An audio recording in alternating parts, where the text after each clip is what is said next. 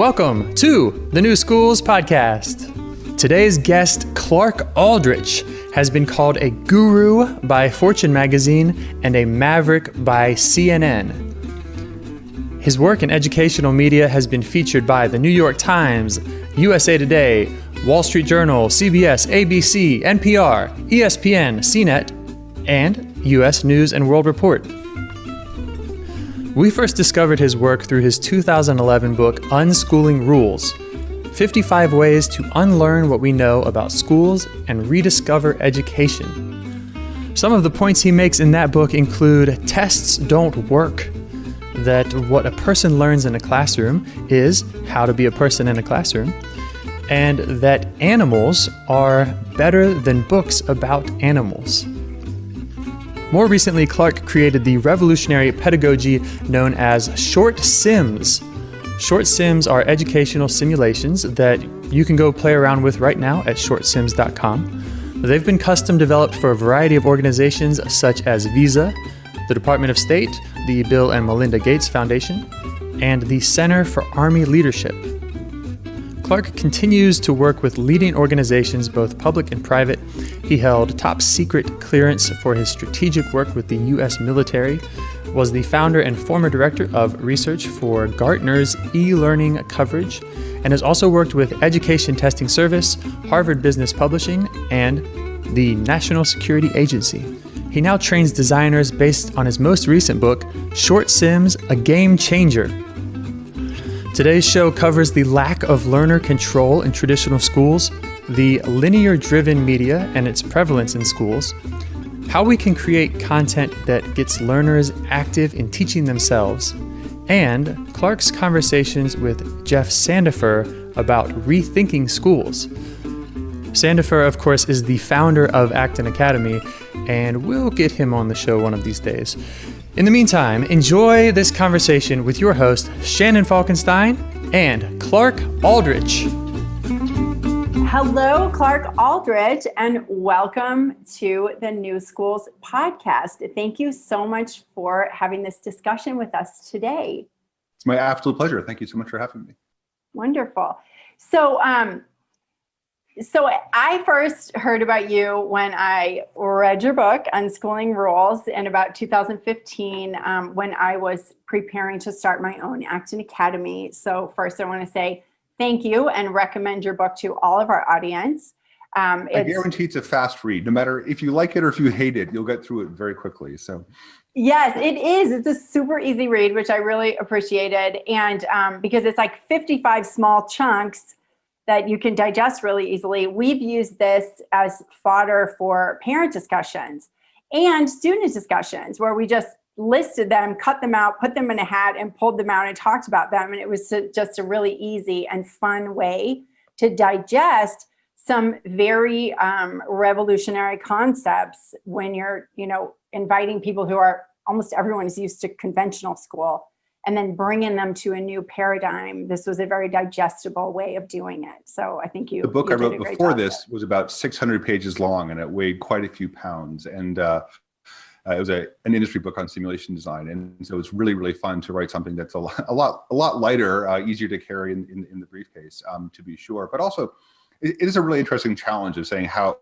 much can you kind of distill to the essence of something. I think that's going to be something, obviously, perhaps we'll talk about it a bit later on. But it seems like in this day and age, when people are less excited to read, frankly, and people are more interested into experiences, I think a challenge of anyone who's producing content is like saying, how much can we distill something to the absolute, almost Socratic essence? How can we create the two sentences that when someone hears it, they think about it and almost come to their own conclusions? And how much can we create content that's not the boss, that's not directed, that's not lecturing at them, but engaging them and saying, here's some thoughts, go with it, and see how far you can take it. I'm not giving you all the answers because there are no answers, but here's a place to start.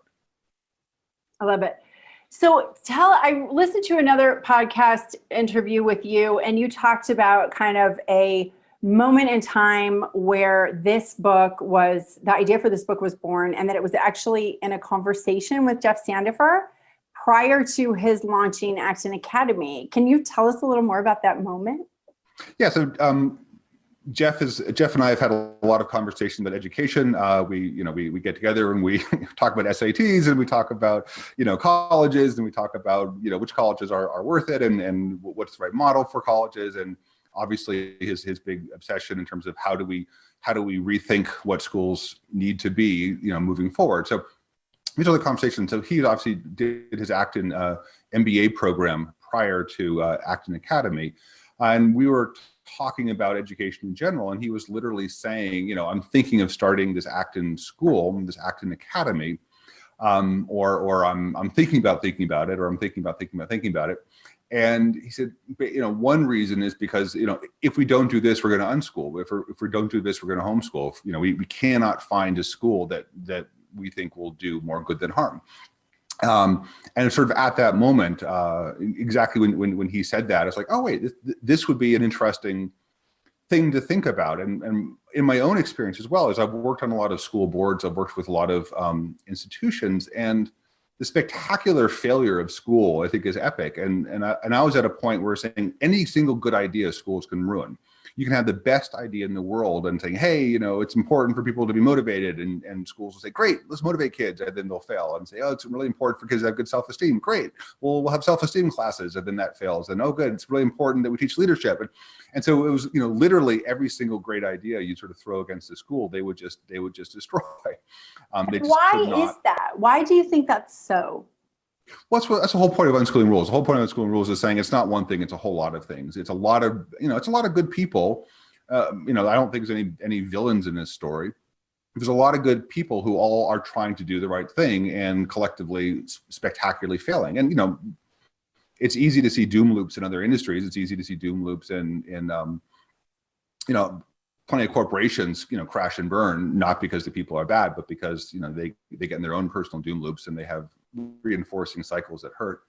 So you almost have to go through it. I mean, it's almost so immense talking about schools, and it can sort of suck you up so quickly, which is why I kind of like thinking, rather than saying almost what's wrong with school, it's like taking a specific thing and saying, okay, let's think about leadership. Why are schools so bad at leadership? Why can't a school teach leadership? Or an easier one, project management. Why can't a school teach project management? And if you sort of just take it from one perspective, here's a skill everyone talks about, everyone thinks is a valuable skill. We all want people to know how to manage projects, whether it's a personal one or a professional one or an after school project. We all want people to be good at project management. There's a fairly good skill set out there. It's not like this mysterious thing, perhaps like leadership, which is a lot more nebulous. So why can't schools do it? Why is this notion that gets to one of the first unschooling rules, which is there is a fundamental difference between how to teach someone to know something or how to learn to know versus learn to do. And schools have been really, really proficient at learning to know and spectacularly bad at learning to do.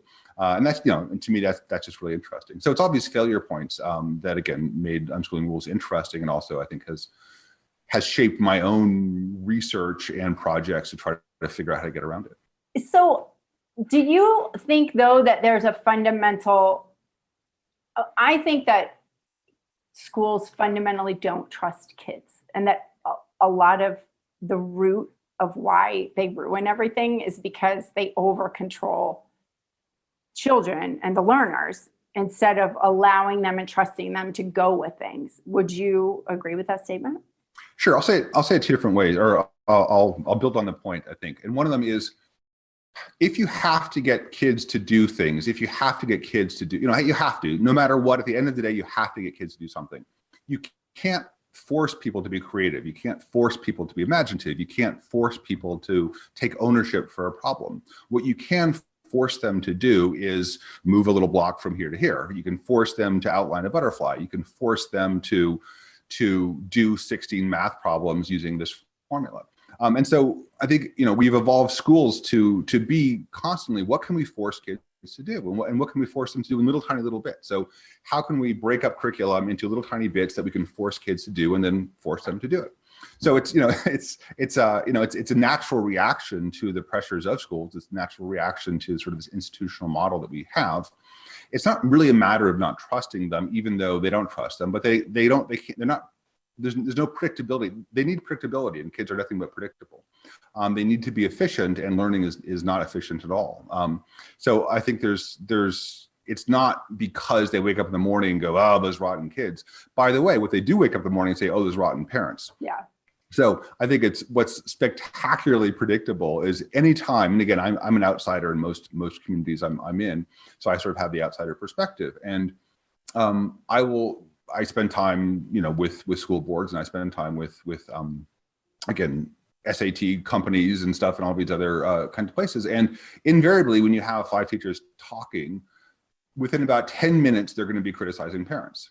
And that is just part of their program. Oh, this parent was, this child, had the worst parents ever. Let me tell you about these. Oh, most of these parents. So, yeah, I think they deal with the reality of kids and the reality of their goal, which is not to make them great people, but to get them, push them through the curriculum. But they really, really don't like the parents. And I think that's been a really toxic part of the whole school process. They view parents as the enemies, and they love passing back and forth stories of failures in parenting that I think is just really toxic. I think it has created a really negative environment. Yeah, and I don't know which is the chicken and which is the egg. I think also parents are hostile towards schools and teachers. Jessica Leahy has, in her book, The Gift of Failure, she outlines wonderful, clear, actionable steps that parents can take to make that relationship a lot better with their school, which I found to be extremely helpful and resonated at being a school leader. When I drafted Unschooling Rules, I shared it with a bunch of friends, including some principals and superintendents that I knew, and expecting them to hate it, and they actually ended up really, really liking it. And that was always, there's a few lines in it that they really had problems with, and actually took out those lines because they were applause lines for people who hate schools, which was not fair for me to include. But by and large, they actually found it a very useful, meaningful experience. And they actually did share it with parents as well, to try to sort of break down the barrier of this sort of, relationship between schools and parents and schools. And it is, again, it's just tragic that this is sort of what we're at. But I think, that fundamentally schools are not built to do what we want them to do. And I have a very specific, and I wrote Unschooling Rules with this in mind, but I never said it explicitly. And part of my theory is anyone who reads Unschooling Rules will come to this conclusion on their own. But I'm going to ruin the whole experience of coming to it on your own by being explicit about it here, which is the underlying message of Unschooling Rules is there's really one point to school. The one point for school is saying every single person, every single student, every single kid they're really good at some things and they're pretty bad at other things. But there's some things that they're really good at. And there's some things they're actually best in the world at. Some things they're spectacularly good at. Most people I've ever met are best in the world at least something.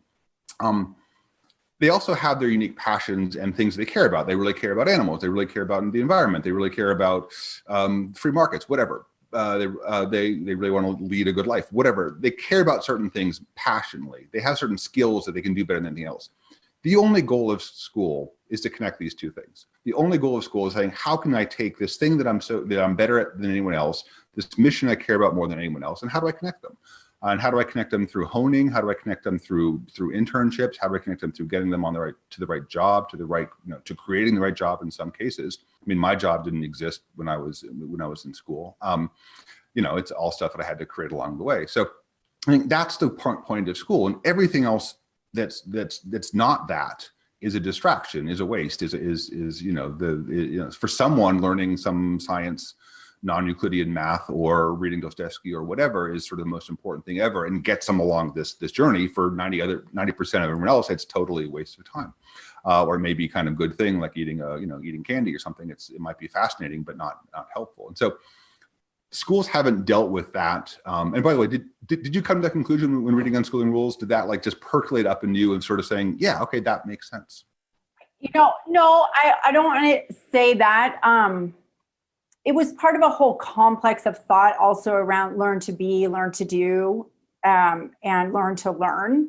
And that, and the whole idea with Acton of finding your passion, and that takes exploration, right? And then, so giving all kinds of, exposure to different, like you said, animals and environment and gardening and robotics and whatever, until the child's like, this is what I really want to do. And then Bingo. empowering them. So yeah, definitely. I mean, that's like the raison d'etre of Acton and why we're here.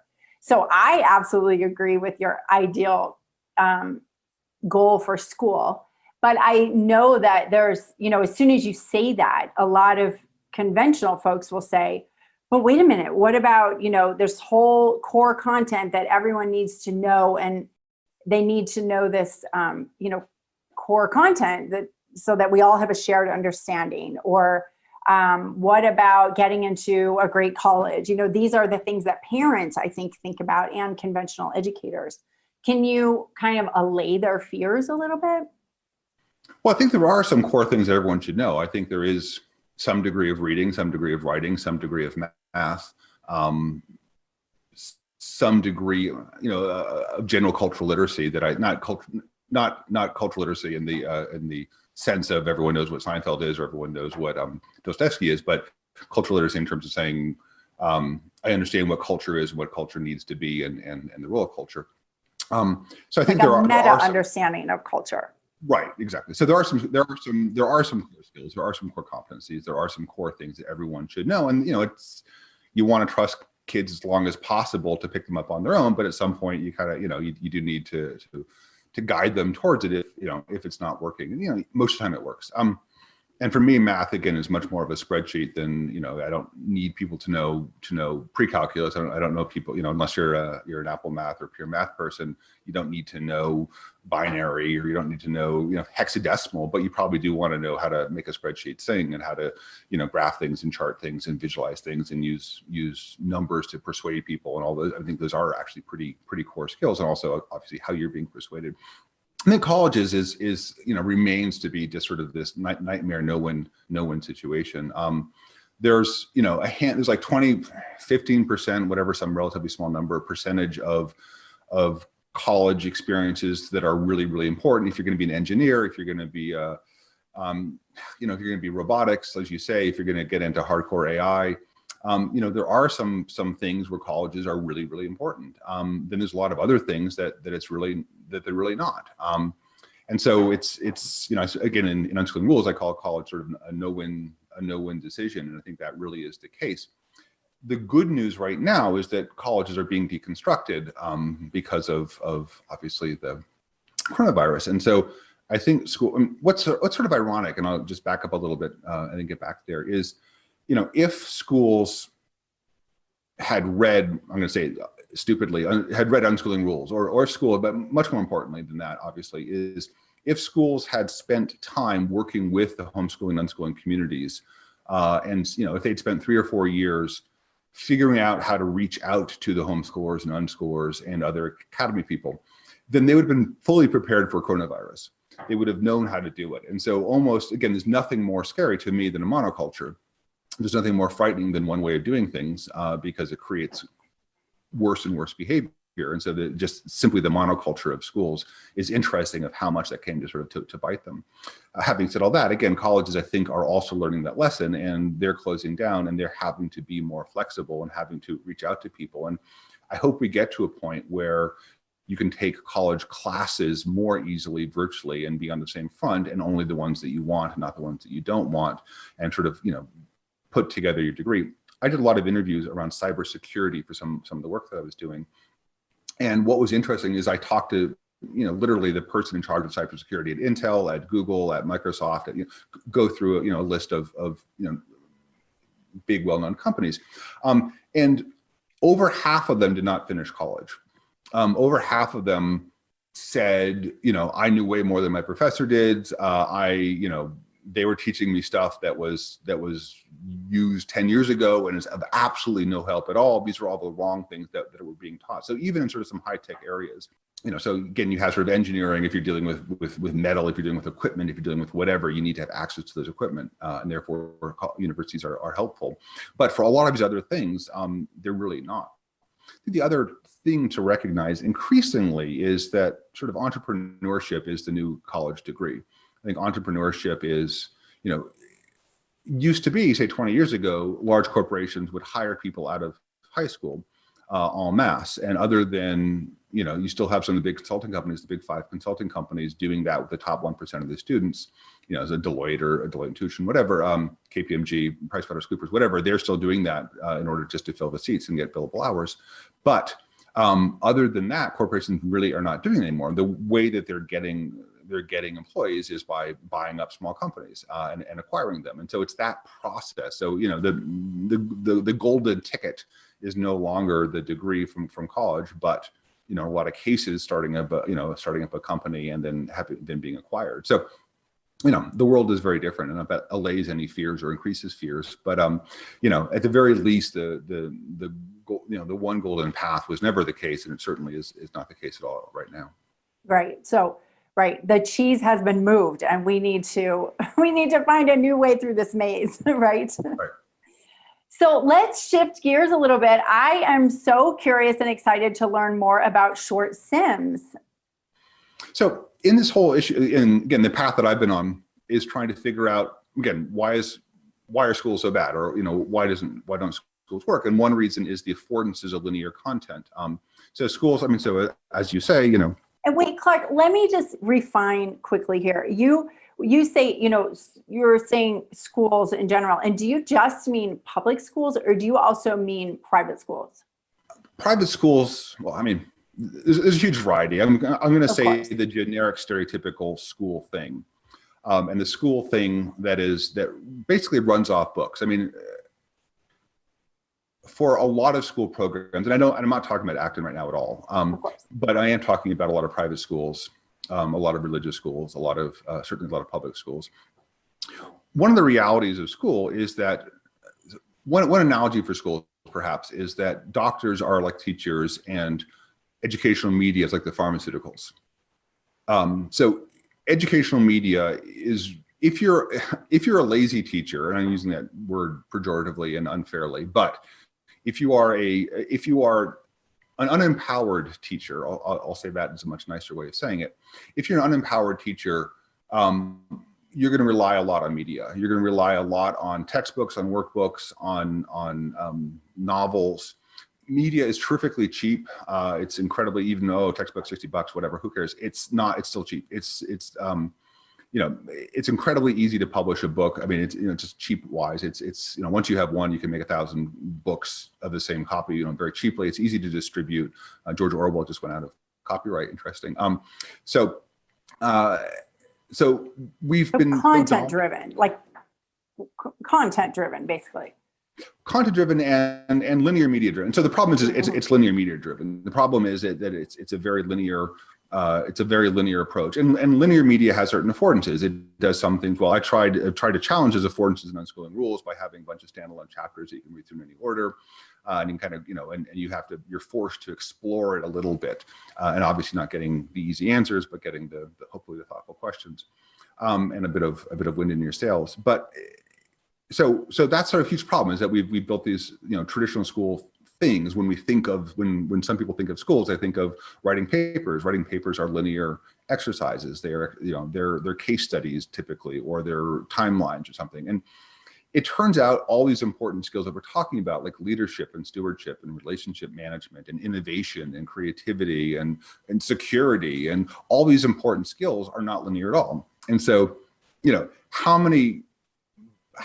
much time have scholars spent studying George Washington, random example, and how much, if you wanted to learn his project management style, could you do that? Could you practice the George Washington project management style? Presumably he was pretty good at project management. I mean, obviously he was general and a president and did a pretty good job at both. So, you know, but, you know, can we follow in his footsteps from a leadership perspective? Can we follow in his steps from an innovation perspective? Do we know how George Washington innovated? Probably not. And so, like, you know, so again, why is that if we've studied this person so exhaustively? Well, again, the reason is because of the output, the input and the output, the case studies and the novels and the linear narratives. So I've sort of obsessed with nonlinear content, and sort of how can we create simulations, and how can we create interactive content that meets some of these holes. So how can we create a scalable media that's nonlinear? And so I started off in the journey and doing sort of very complicated simulations, sort of more like games with deep AI and all those important things. But over time, I kind of really came to realize that we don't need to go that deep, and that deep is actually really expensive and kind of miserable to do and not really effective. And so I've been distilling all of that thinking into what I'm calling short sims, which is a philosophy of content. It's just a way of organizing content that is interactive, that's a bit Socratic, that is almost as, I'm thinking, again, I'm biased and I apologize, but it's almost as fundamental as writing. It's almost this cracking the door into a whole nother way of creating content that's cheap to create, that's cheap to distribute, yay. But that it gets at things in a completely different way. I'll give you one example from one of the short sims I did, which is, it costs, let's say you can earn $10 an hour, and instead of working on a Monday afternoon, you rent a 2-hour movie for $5. How much does renting that movie cost you? And I'll give you one answer, it's cost you $5, and I'll give you another answer, it costs you $25. How much does it cost you? And everyone goes 5, no 25. You make a jump like that. You just, you go to your naive, stupid, early thing, $5, because that's how much it costs to rent the movie, and then you realize, oh no, wait, I'm not earning $20 in time. So by doing that, you teach yourself basically an entire chapter of Econ 101. You teach yourself the concept of opportunity cost in a way that you own it. You're like, okay, it's not a super scary thing, but so the work from a content creator is coming up with this scenario that does that opens up the door. That again, like we talked about earlier, what's the simplest way of getting someone to teach themselves that content in a predictable way. So again, going back to our teachers, our poor but miserable teachers, they have to do it predictably. So how can we create situations that are predictable for most people to teach themselves? And so that's sort of the essence of short sims, and we can do it in a much more sprawling narrative way in terms of we can give, I just did one on COVID and for the corporate marketplace of saying, if you're an employee and you're going through a day in the corporate workplace, in the COVID world, how do you behave? How do you behave differently? And we're going to, and it's visual, and you go through it. I did one on the demand curve where you're saying, okay, you're, you run a drink truck.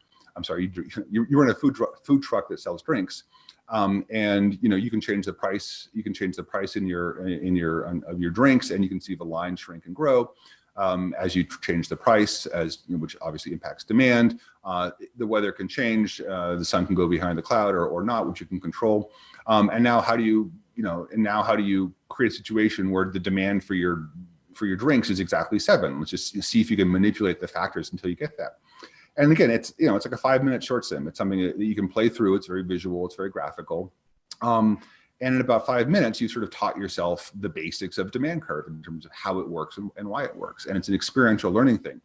All these experiences, and again, if you go to shortsims.com/examples, I have a bunch of examples there to sort of, where one can play through. And so this is there's a whole lot of little, so that's like the big idea. And behind that, there's a lot of little cool tips in terms of having a coach character to walk you through, having the philosophy of not a directive leadership style. We're not telling people what to do, but as much as a collaborative leadership style of saying, hey, help me do this. Let's see if we can do this together. Another one that came out of, another short sim that came out of one of my cybersecurity interviews is, okay, you're a bad guy. You've broken into someone's bank account. They have $1,000 in the bank account. How much do you steal? And it's a very interesting question because it gets to a very big thing. $1,000 in the bank account. How much do you steal? Most of us say, I don't know, 500. We'll steal half of it, or $1,000. It turns out what a cyber criminal does is they steal like $20. They steal like $50, but they do it every month. So every month they're going to go in there and they're going to take $50 because they don't want to be caught. And so they want to take $50 a month for 2 years.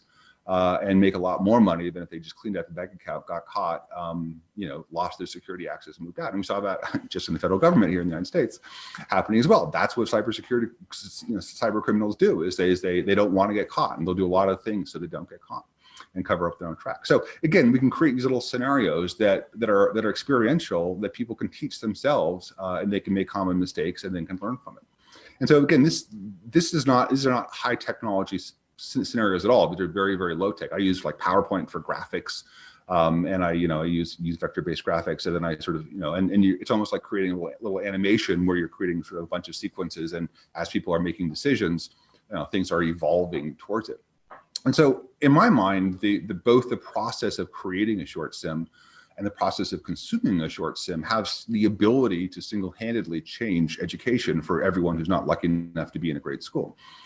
Because this stuff is, again, if you are, I'm gonna use the word lazy, if you're a lazy teacher, which is horrible, if you're a downtrodden, overworked, underempowered teacher, you can still use these things. The burden is not on you as the instructor to do a tremendous amount of heavy lifting. These things are, these things stand on their own. You can have group discussions. You can say, okay, everyone, run a little business. Here's a little business simulation. Let's run it for 20 minutes. Now we're going to come back when you're done, and let's talk about how you did, what were the decisions you made, why you made them.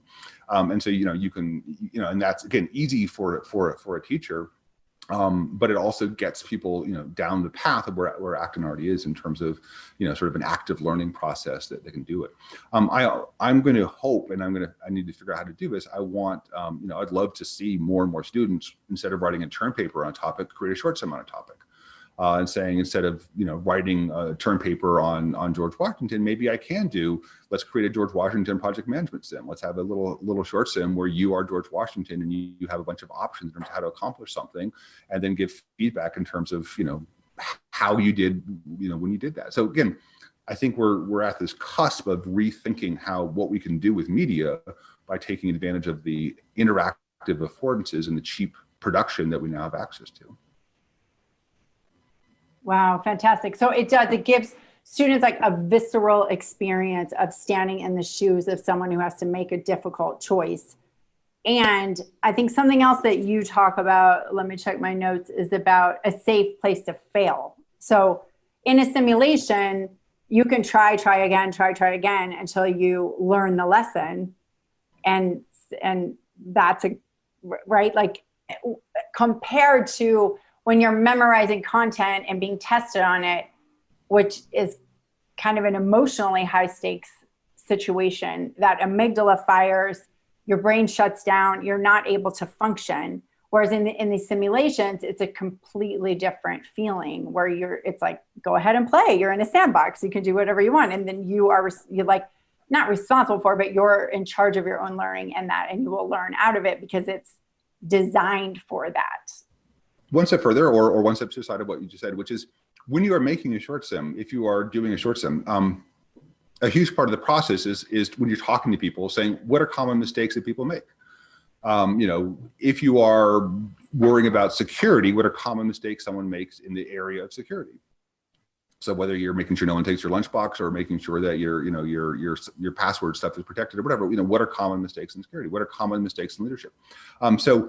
Necessarily you think a lot about mistakes. If you play a computer game and you never make a mistake, it's a pretty miserable computer game. Right. It's a pretty boring experience. Part of the whatever is making, lots and lots of, giving people lots and lots of failure, and I want people to fail in my short sim, and I want people to have fun failing. I want people to learn from failing.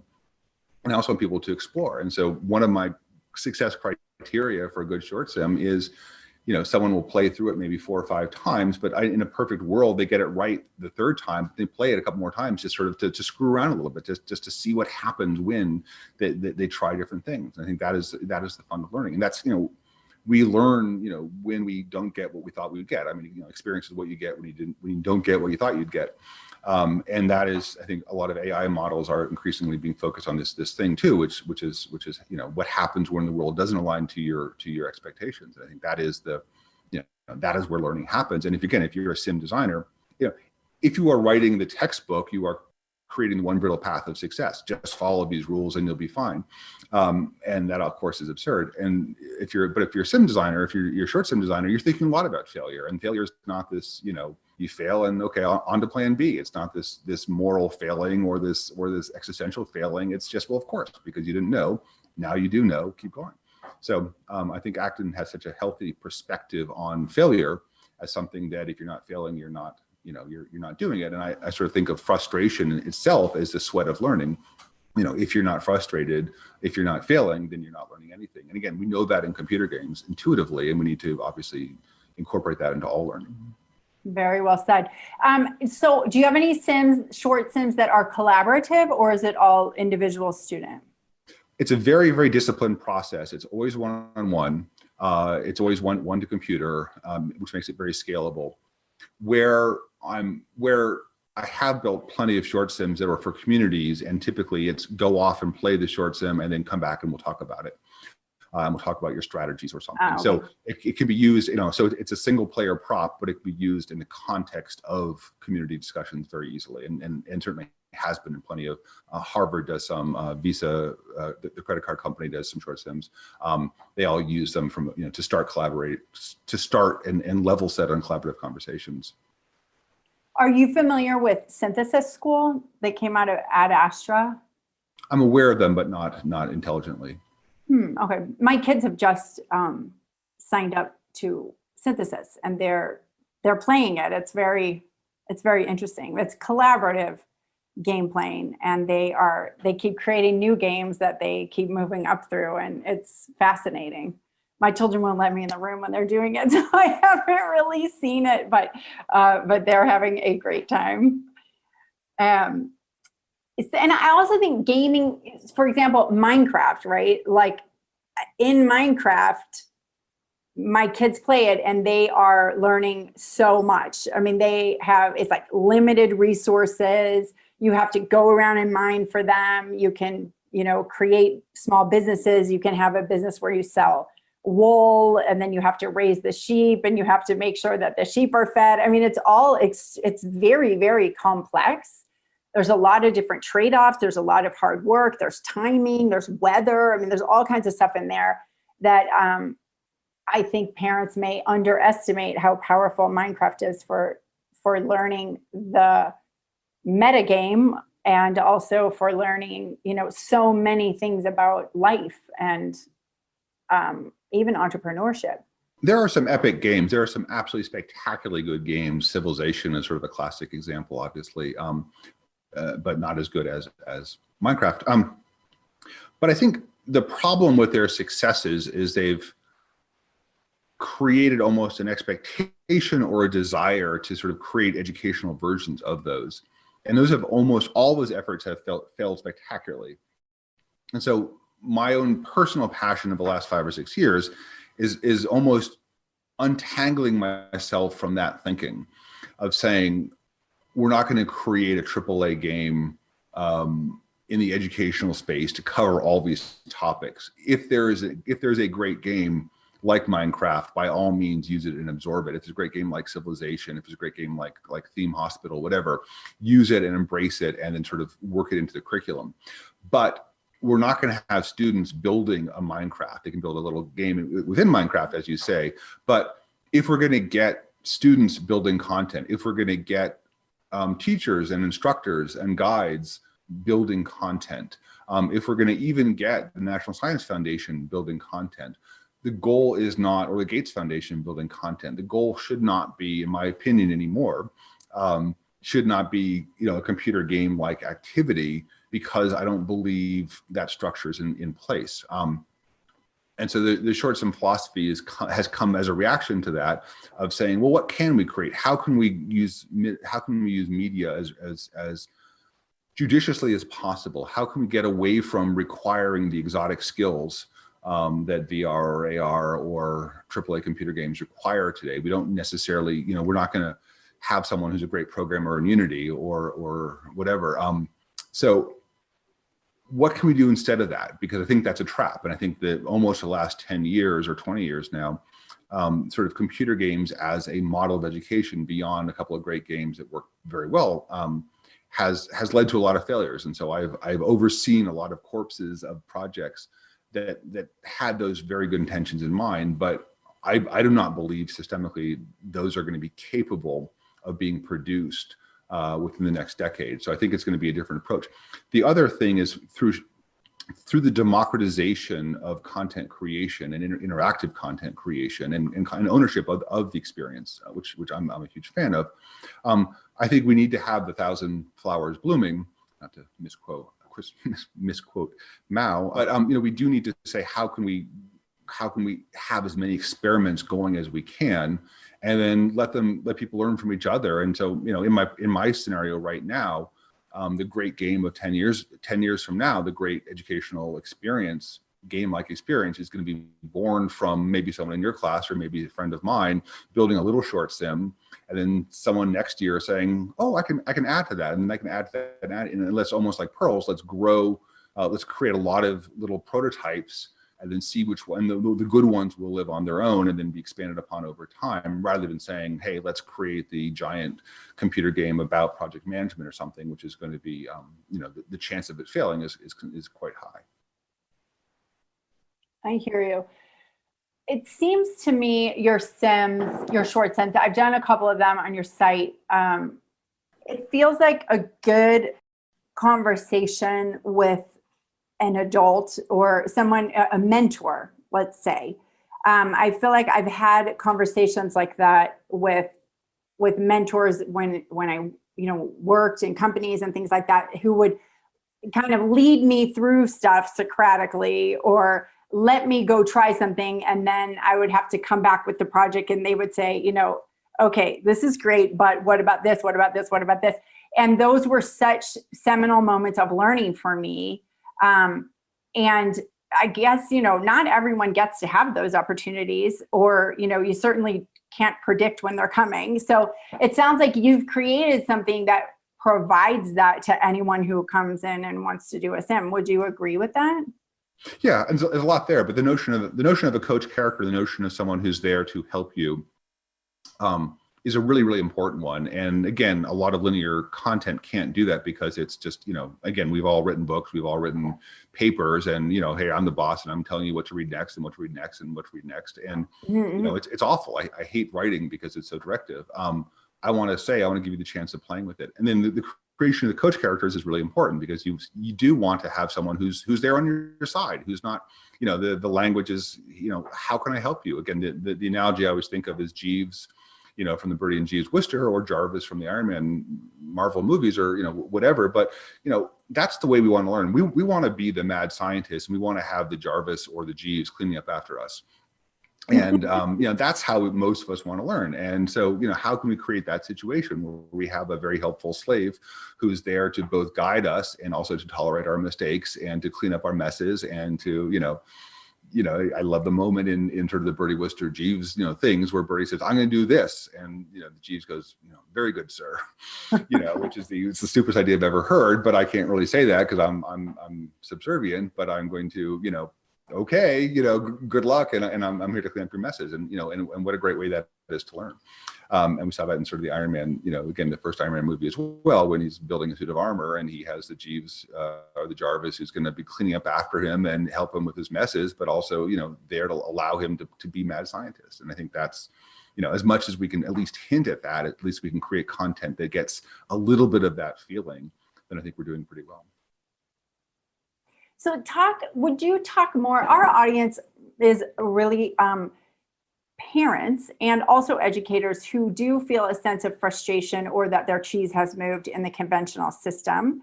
And they're on that precipice of, what do I do now? And they really are looking at options. So on this podcast, we talk to all kinds of different people that are doing all kinds of different new things, so that we can get kind of a vista of everything. And people can kind of pick and choose what they want. And some still kind of have questions in their minds, like, how does this all work? So can you talk a little bit more about how conventional school is or isn't preparing kids for what's coming, and why it's so important that we start to look at alternatives? Not just, COVID has forced a lot of people to look at alternatives, but even post-COVID, like what are the motivators there for doing that? Ask that question a little bit differently. I want to make sure I'm answering your question. Sure. I think that families are still so afraid to jump out of the conventional system. They still see it as like, if the conventional system isn't working for my child, maybe I'll choose a different option. So they see it as a B option instead of seeing it as the better option, like the innovative option. There's so many ways into this conversation. I mean, there's parents with kids who are doing well. There's parents with kids who aren't doing well. There's total outliers. there's some kids who should be in traditional schools, but that's not many. And there's some kids who are thriving, and that's great, and power to them. I think the limitations of school are tremendous, and I think that is something that we have to sort of come to terms with. And just one example that I had a friend who was a very physical person, who was just an incredibly just liked doing things, and he was having a terrible time in school, and he eventually was kicked out of high school, and his teachers hated him and said he was like the worst student ever. And he went and joined the military and found a home there, and he's now an incredibly accomplished ranger, and he's people saying he's gonna be a general, and that's a very not unusual story. I mean, not saying the military is great or not great or whatever, but just saying is we all have different, we all have different skill sets. We all have different pools of talent, and to expect one way to probably 40% of the people in schools, especially probably more males than females, are very kinesthetic people. They're kinesthetic learners. They are not wired for school, and school is literally speaking a foreign language for them.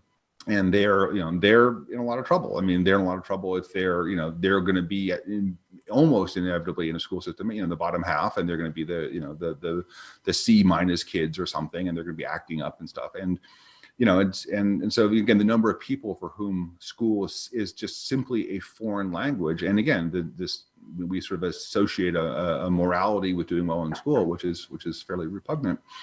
For me, this, it might as well be juggling. We might as well be having, we might as well be lining up people around who's the best jugglers, and we're going to promote the best jugglers. And, it's a fairly random skill that there's a core school skill, which is a way of learning, which is not the way the real world works. And a kind of content that's consumed and a kind of content that's produced. And it all has nothing to do with the world. It doesn't prepare people, and oftentimes the best, students are not. I mean, almost inevitably, the best students are not the best, most successful people. In terms of the profession. So, again, your question is a very good one in terms of saying, is there safety in school? Should we look at the traditional school system as being safe? And I think for most people, it's almost the opposite. For most people, it's a fundamentally unsafe. It's going to absolutely hurt them. I think the other part of it is, how much can you protect kids from school? How much can you, do things along their interests and not sort of accept the biases of schools, the affordances of schools, which they will always lean into? And how do you explore topics? And so, again, going back to sort of one of the first things I said, the goal of education is to find out what you're really good at, find out what you care a lot about, and then figure out how to connect the two. That's the goal of education. And so, almost regardless of the system that you're in, you as a parent need to be spending your time doing that. How can I help develop? How can I understand my kids' passions? How can I understand their skill sets? And then how can I, give them internships or give them, experience? By the way, one great way, for anyone over 12 or 13 years old to figure out where their passion is of whom are they envious?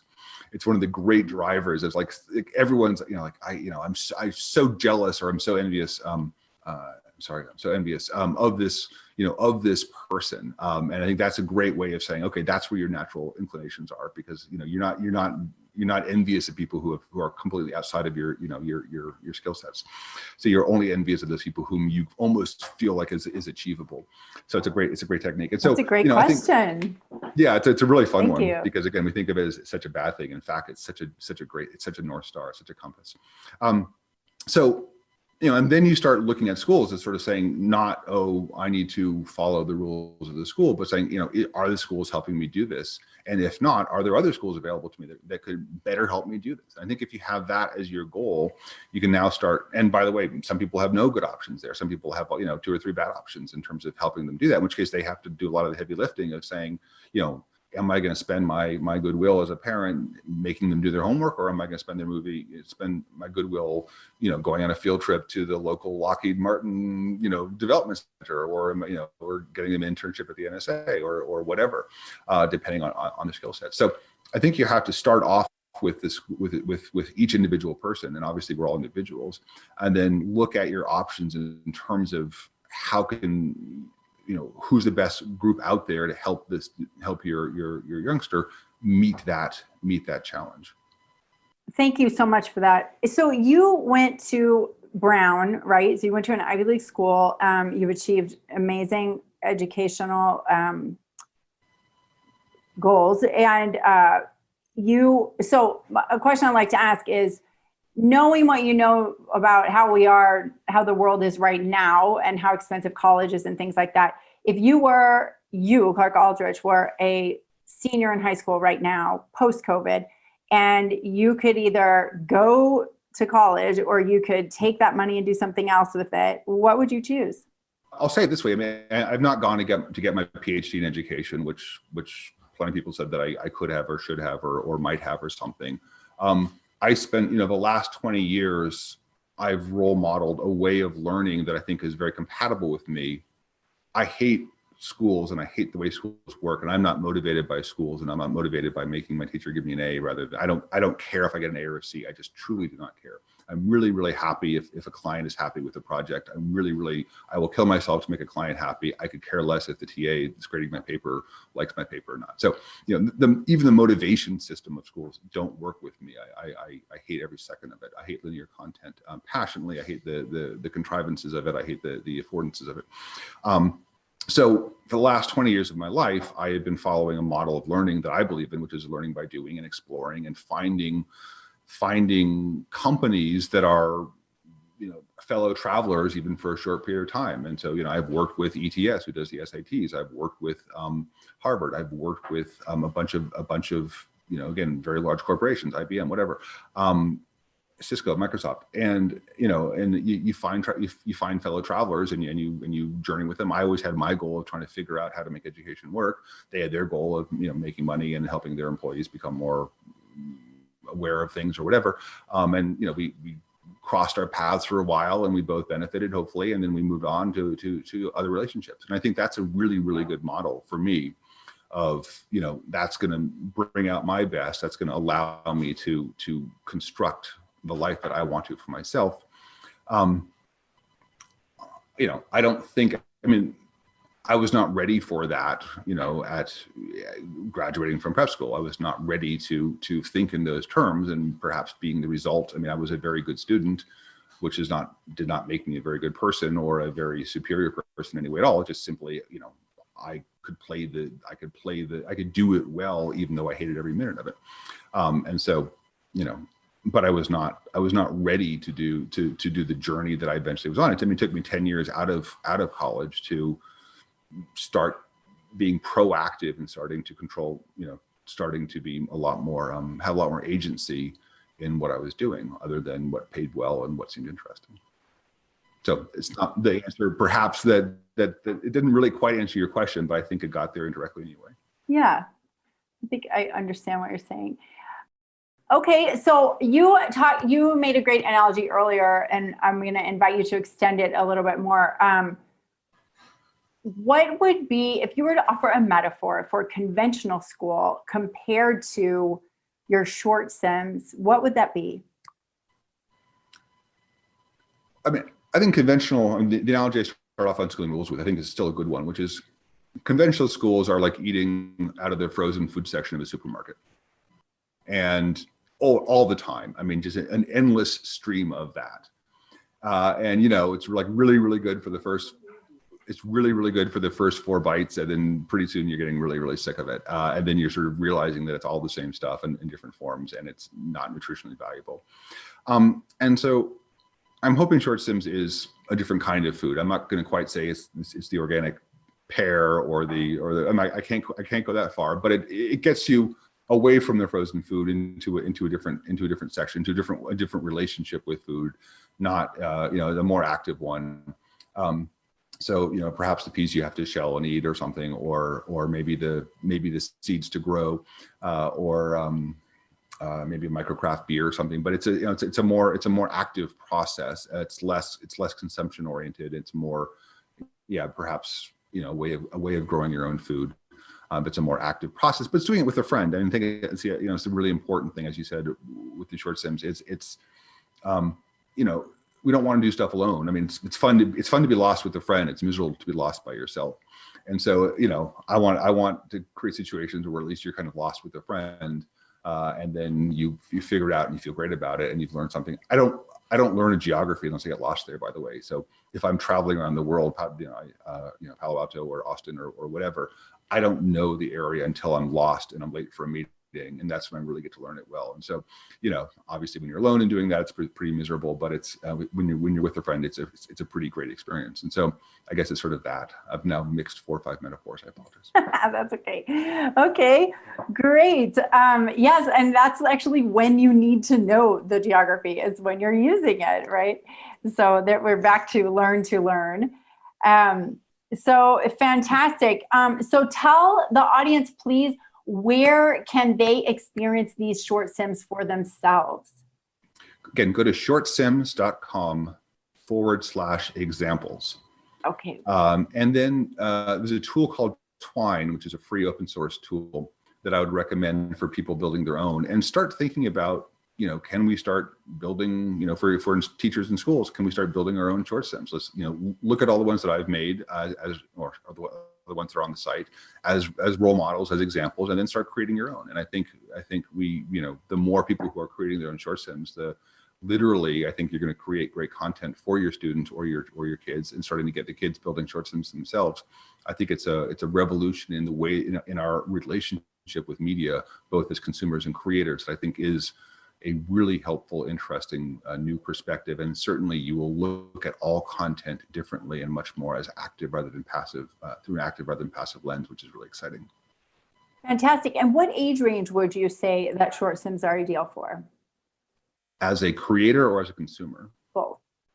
As a consumer, infinitely young. I mean, there's no limit reading, there. As listening, 5 years old? 5, 6 years old, 10 years, 7 years old. And you can do. You don't even need to read if you construct it the right way. It's just it's a relationship with content. From a creation perspective, I'm going to probably say a 10-year-old is probably is probably the right age to start building short sims and just starting to think about content in a more active way. Fantastic. Well, when I was researching all of this, I found the short sims and I sent them to all the Acton network. And many people have written back and said that it was fantastic for launches, to engage students in them. So I'm sure you'll be getting a lot of hits from Acton folks. That's great. But again, make your own. And that's, use like with Unschooling Rules, it's a place to start. It's not a place to end. These are not all the answers. This is hopefully an empowering tool where you can start building them yourself. Do better than me. I mean, please, leave me in the dust. Make much better stuff than I do, and share it and spread it and build on each other's. Everyone needs to stand on the shoulders of giants that came before us. Learn from each other, and then just start. And that's it's an incredibly interesting way of changing ourselves and also changing the world. Truly. And is there a place where you're collecting these when other people make short sims? Is there kind of a library of them that people can choose from? I have to do that. There's a forum on Facebook that where we're talking about this stuff in a regular basis, but I will have to. Thanks. One more to do. Thank you. Appreciate that. I will have to create a good library, and I do have a lot of them that are aimed at high school students. So it's a good thing to do. Fantastic. Well, Clark Aldrich, this has been a fantastic conversation. We've learned so much. I'm sure the audience really appreciates everything that you have said, and we'll be rushing off to check out Short Sims. Is that the best place to go to learn more about what you're doing, or is there a more direct URL that you would like to share with the audience? No, that's the place. That's the place to go and think about it and experience it yourself. And again, I hate me talking about this stuff. I want people to dive in and then play it themselves and then start building it themselves. I think that's the right order. Awesome. Thank you so much for being on our podcast today. Really appreciate it. Thank you so much for having me. I really do appreciate it.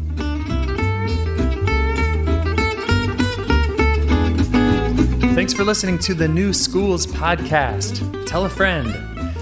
Previous episodes and show notes, including any books or websites our guests recommend, can be found at thenewschools.com. If you're a parent who is looking for a new school for your family, send us a message. We would love to help. We can answer questions, share the resources we have, and help you get in touch with people in your area who are on the same path, determined to provide their kids with the best education. It's wildly important work. Thank you for doing it, and we'll see you next time.